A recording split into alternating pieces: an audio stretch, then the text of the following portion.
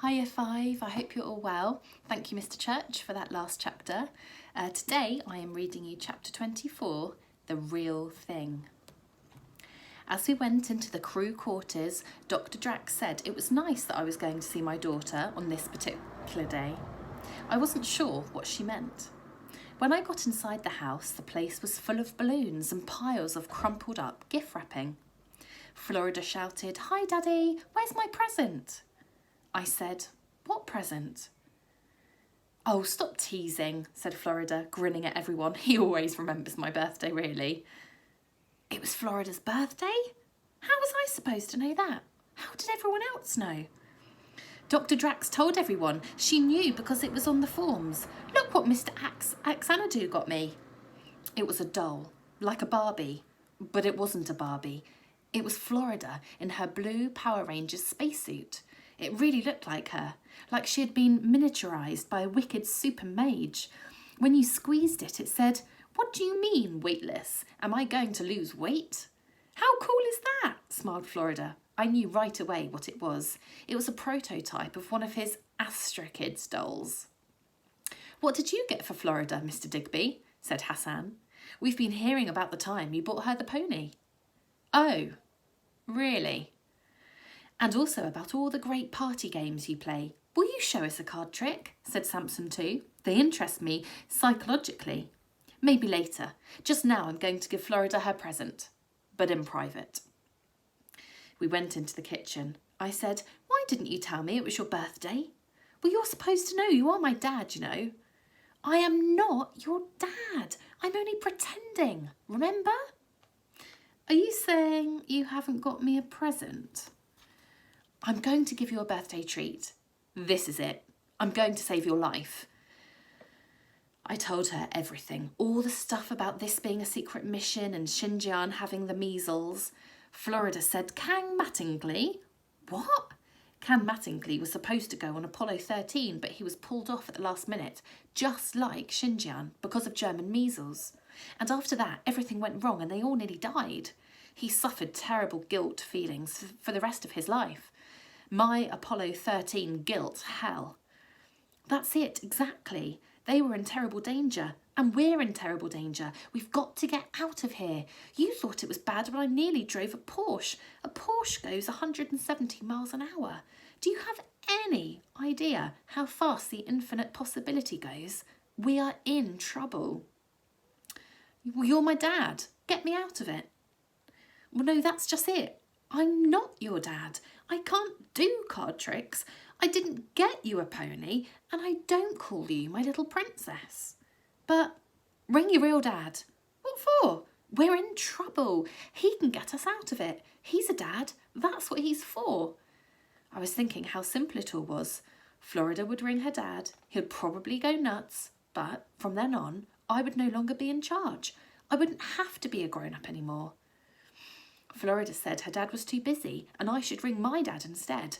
I said, "That wouldn't work. Besides, what can my dad do? He never goes anywhere. Your dad knows about these things. He could be here in minutes. He could..." "No one can get to China in minutes, Liam. He's not Superman."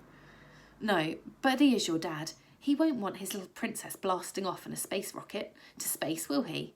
Especially when he finds out the only person who knows anything about flying rockets isn't coming and the so-called responsible adult is 12 years old." I gave her my Drax phone. I told her to call. Now, before it was too late. She fiddled with the phone for a bit and then she said quietly, "Liam, I haven't got a dad." I didn't understand.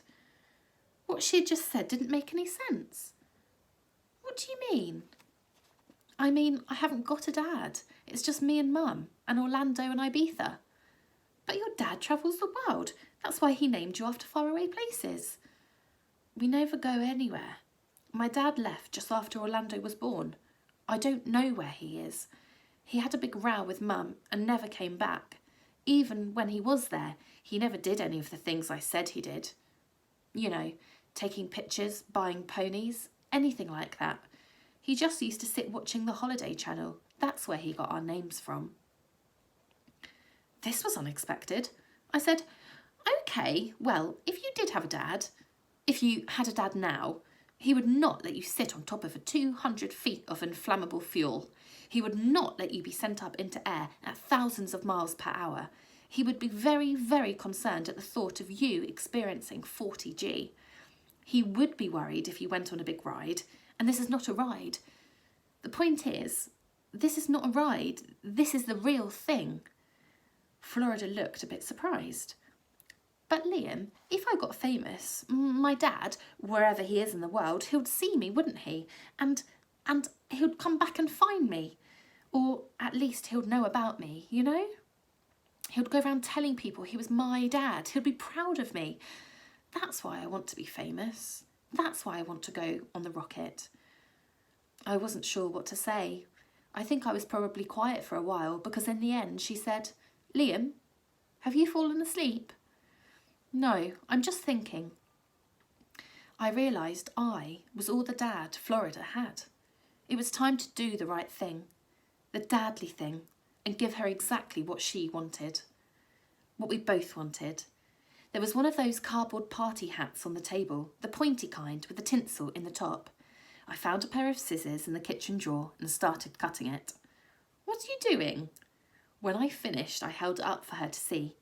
I'd cut it into a kind of crown. It was a bit rubbish, but it was a crown. I thought it would be easier to say this if you were actually dressed for the part. I put it on her head and I said, Happy birthday, princess. She grinned and said, You've still got to get me a proper present. Okay, I'll tell you what. I'll take you to space. We went back in to the others. They were all standing around eating cake. I said, all right, let's get this party going. They all looked blank. They didn't really know any party games. I made them play Grandmother's Footsteps, musical statues, and this game called Fish, where everyone has a fish-shaped piece of paper and you race them by blowing on them.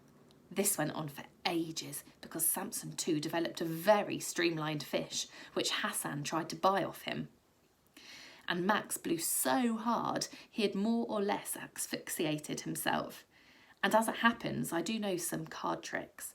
Dad used to teach me them sometimes when I went out with him in the cab, if we were waiting a long time on the rank.